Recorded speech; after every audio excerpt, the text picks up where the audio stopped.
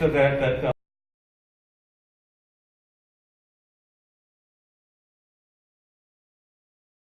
overnight.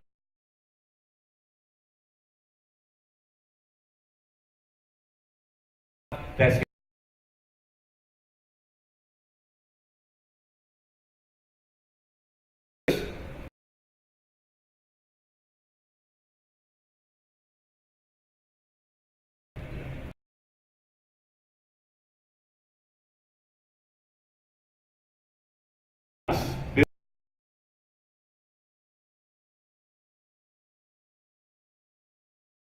first.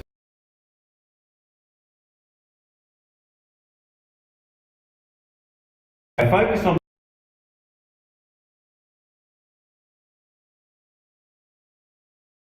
the Word of God.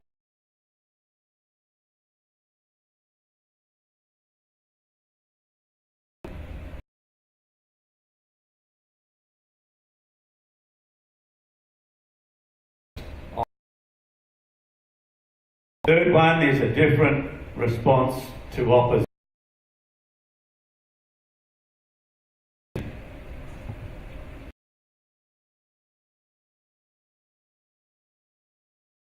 Going to find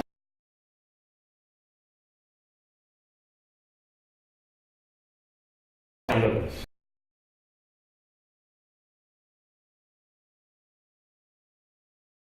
Everyone who that you have, but we should do it with gentleness. Those who speak maliciously against you.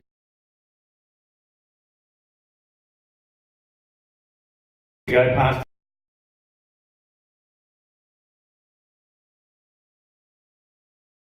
See if you can.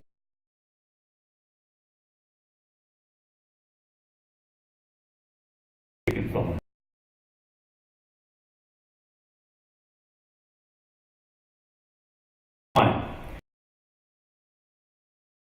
You know the story pretty well, I think. And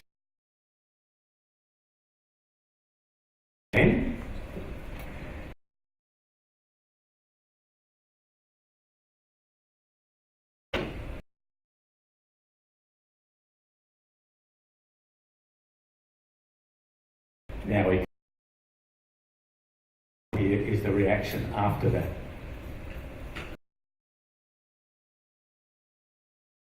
It was the Sabbath. You're not supposed to work.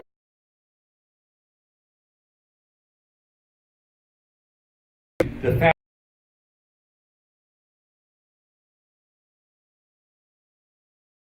Pharisees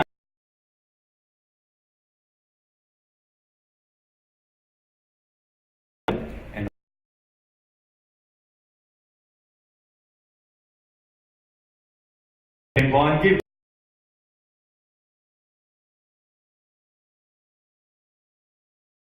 He's a sinner.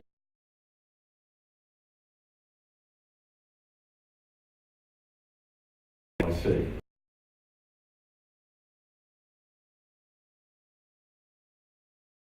His disciples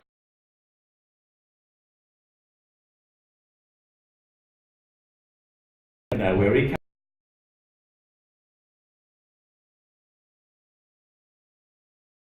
Yet he opened.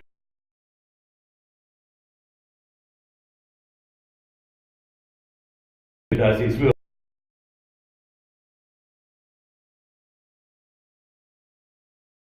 He could do.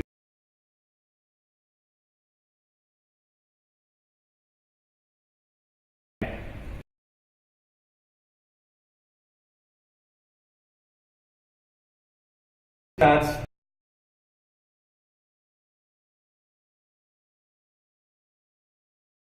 I don't.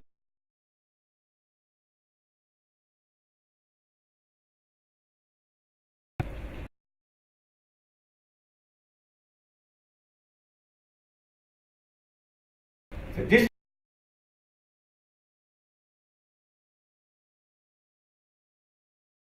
That was.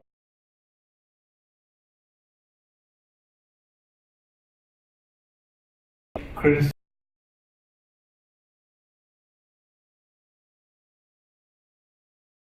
Because there's, isn't there? Some people love it. God does something, particularly the person for whom God has done something.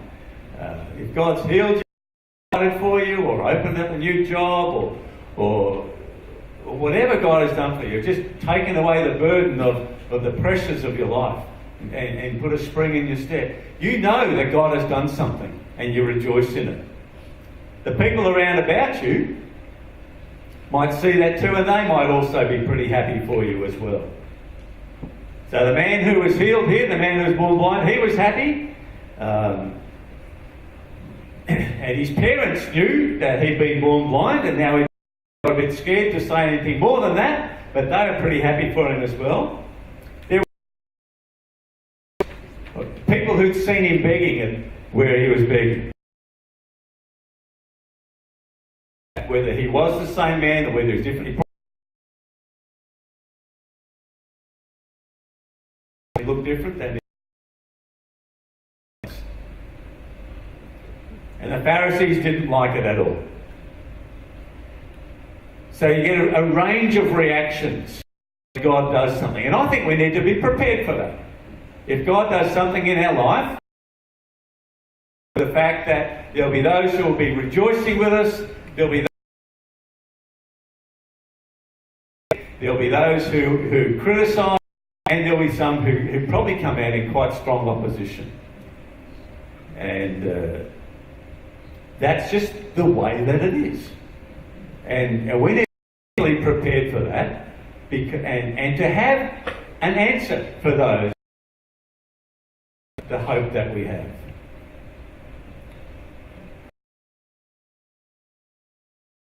Once for sins, the righteous for the unrighteous.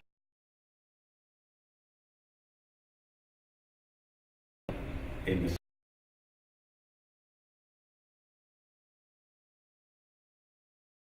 5 weeks. Is that right? 7 weeks after Easter. 50 days. Pentecost. Day of Pentecost is the day that we remember when the Holy Spirit was first given to the church. The disciples, when they were praying, Holy Spirit came in power and they spoke in new languages, and they came out of there, and 3,000 people got saved, and a whole wave of energy and power through the Holy Spirit in the lives of those first believers.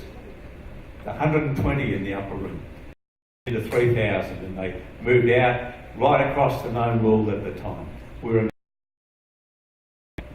As it said here, Jesus was put to death, he was raised by the power of the Holy Spirit.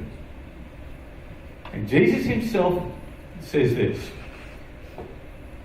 because he anticipated some opposition, didn't he? He anticipated that people would be not universally rejoicing in the fact that the believers were moving out into the world.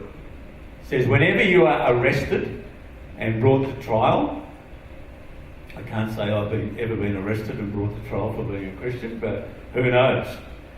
Don't worry beforehand what you are to say. Just say whatever is given to you at the time, for it is not you who are speaking, but the Holy Spirit. We can trust. Obviously it's good, as Peter says, that we should have an answer for those who ask for the reasons of the hope that we have. And it's good to come to Hope College and study the Scriptures. It's good to read up on that and to have some responses, have some answers in our memory that we can bring out when we need them. But at the particular time, it's the Holy Spirit who will give us the words that we need to say. There was a guy called Martin. His wife was coming to the church that I was the pastor of, and he didn't. It was my habit in those days that if somebody came to church, I would visit the home and sort of build a bit of a relationship. He had only just started coming to the church, so we go to the home and I met her husband, and he starts bombarding me with these questions. If there's God of love, why is there so much suffering in the world? And all that sort of stuff. So I went back again, I don't know, maybe a month or so later, whatever it was, and he asked some more questions. Anyway, I kept visiting, and I wasn't primarily interested in visiting the lady who was coming to church because she was making some other connections, but I thought I'll build a relationship with this Martin bloke. And anyway, so the questions became less and less harsh. He was softening in his attitude, and in the end, he came along to church, got saved, and he joined the worship team. And then after I left that church, he was in charge of the worship team for a number of years. So just see what God used that particular situation, just building some relationship, answering the questions gently and as best as I could. God gradually worked in that man's life and turned him right around. A friend of mine, manages a disability, or did manage a disability service, and I've got a network of people because I look after Bethany Care here, and there's some other services right across Queensland, and we get together from time to time. That's the reason why I was in Rockhampton the other day. And we're having a meal one night, and this lady, we're having a chat, talking about religion and stuff, and she says these words, "I'm an atheist, sorry." And immediately I said, "You will be." And God gave me a quick little response, and now we already had a bit of a relationship, so it wasn't a put down or whatever. It just opened up a little bit more of a discussion there. It's amazing what can happen when you engage with people and don't let a little bit of confrontation put you off. Other thing that we've experienced recently, we've had our house open and had a lot of guests from all different places coming, a whole lot of people through the Commonwealth Games, and we've been able to connect with people who we would not ordinarily have met. And just conversations around the table or in passing, or we were able to share something of who we are, Elaine and I. She's probably better at it than me. But we share something of who we are with those people, and many of them aren't believers at all. And we had this girl from China who was here on holidays, and we got chatting to her, and there's a couple of other Christian ladies in the house, and in the end they invited her to come to that ladies' thing, the Chosen, on the Saturday. So she came along on that day. And at the end of that, she gave her heart to Jesus. So we're praying for her that she finds a good church back in the city in China that she comes from. You never know what God can do. We've got a different focus. And it's not opposition as such that we're looking for. We're really looking to respond positively to people, aren't we?